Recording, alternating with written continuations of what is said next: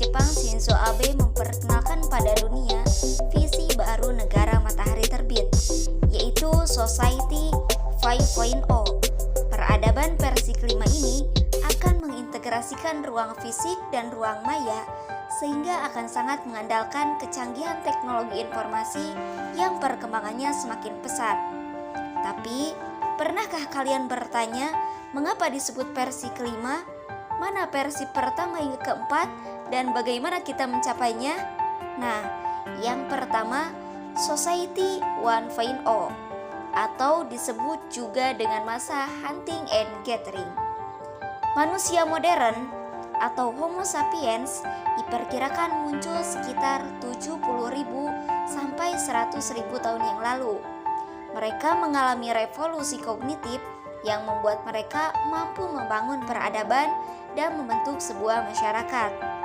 Nah, di awal kemunculannya, manusia berkumpul dan bekerja sama dalam satu grup untuk mempertahankan diri dan mencari makanan.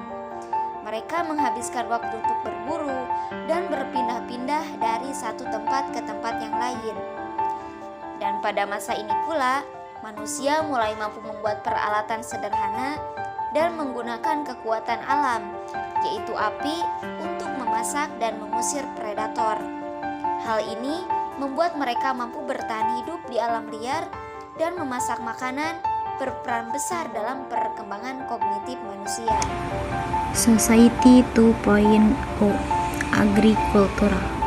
Kurang lebih 9.000 sampai 10.000 tahun yang lalu, manusia mulai menggunakan tanah untuk menumbuhkan makanan dan mendomestikasi hewan liar untuk kepentingan manusia. Inilah yang disebut revolusi agrikultur. Revolusi ini terjadi di beberapa tempat di dunia, seperti di Timur Tengah dan Tiongkok. Berkat revolusi agrikultur ini, manusia tidak perlu menghabiskan waktu untuk berburu dan berpindah tempat. Pada masa ini, manusia mulai menetap di satu tempat dan membangun sebuah peradaban dan masyarakat yang lebih kompleks. Manusia tidak perlu khawatir soal pangan, sehingga manusia dapat fokus ke hal-hal yang lain, seperti ilmu pengetahuan. Dari situ kerajaan-kerajaan bermunculan, tulisan diperkenalkan, kota-kota besar berdiri, dan populasi manusia semakin besar, serta sistem sosial yang lebih rumit sebagai konsekuensinya. Society 3.0. Populasi manusia semakin membengkak dan kebutuhan pangan, sandang dan lain-lain semakin membengkak, sementara kemampuan manusia untuk memproduksinya masih terbatas. Revolusi industri yang terjadi di Inggris akhir abad ke-18 menjadi jawabannya. Dengan adanya revolusi industri, produksi kebutuhan barang dan jasa semakin besar sehingga ekonomi semakin berkembang. Kota-kota dengan industri yang maju semakin ramai dengan pendatang, menciptakan urbanisasi dalam skala besar. Manusia yang tadinya bercocok tanam dan berternak hewan sekarang bekerja di pabrik-pabrik dengan sistem upah. Kapitalisme menjadi akar dari zaman kemajuan teknologi, dan kemajuan ekonomi, sekaligus menjadi faktor besar kesenjangan masyarakat dan kerusakan lingkungan.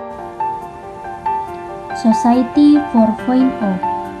Dengan ilmu pengetahuan dan teknologi yang semakin berkembang, manusia memasuki era di mana aliran informasi dan data begitu cepat.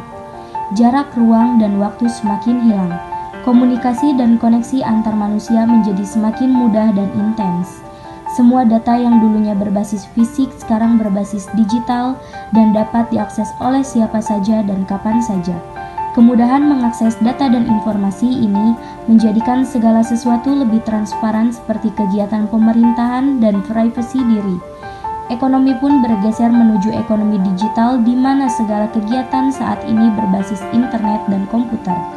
Para pelaku industri sekarang berlomba-lomba untuk memodernisasi sistem produksi, distribusi, maupun pelayanannya dengan teknologi yang berbasis internet dan komputer. Society 5.0 atau New Society. Society 5.0 dapat dikatakan sebagai pengembangan untuk membenahi beberapa masalah yang saat ini dihadapi karena terlalu cepatnya perkembangan teknologi.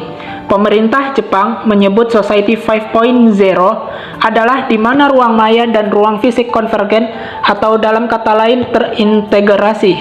Semua hal akan semakin mudah dengan penggunaan Artificial Intelligence atau AI, atau kecerdasan buatan yang akan membantu kita memproses data sehingga kita menerima hasil yang sudah jadi.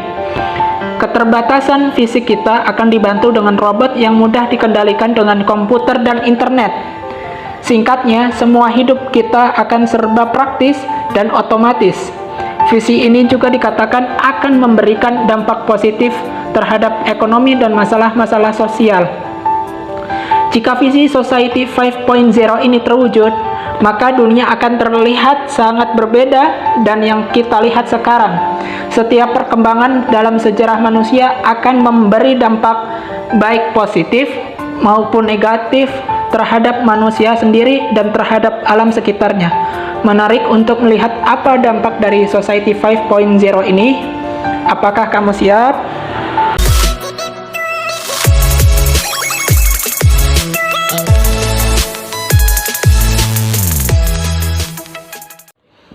Society 5.0 atau New Society.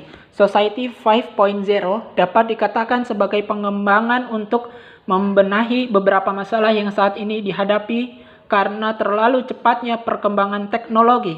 Pemerintah Jepang menyebut Society 5.0 adalah di mana ruang maya dan ruang fisik konvergen atau dalam kata lain terintegrasi. Semua hal akan semakin mudah dengan penggunaan Artificial Intelligence atau AI, atau kecerdasan buatan yang akan membantu kita memproses data sehingga kita menerima hasil yang sudah jadi. Keterbatasan fisik kita akan dibantu dengan robot yang mudah dikendalikan dengan komputer dan internet. Singkatnya, semua hidup kita akan serba praktis dan otomatis. Visi ini juga dikatakan akan memberikan dampak positif terhadap ekonomi dan masalah-masalah sosial. Jika visi Society 5.0 ini terwujud, maka dunia akan terlihat sangat berbeda dan yang kita lihat sekarang. Setiap perkembangan dalam sejarah manusia akan memberi dampak baik positif maupun negatif terhadap manusia sendiri dan terhadap alam sekitarnya. Menarik untuk melihat apa dampak dari Society 5.0 ini. Apakah kamu siap?